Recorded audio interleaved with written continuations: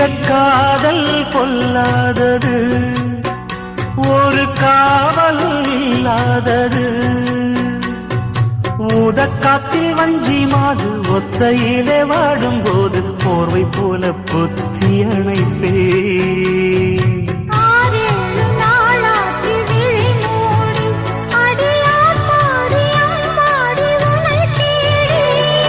நீதானே மானே என் இளஞ்சோடி, உனை நீங்காது என்றும் என் உயிர் நாடி.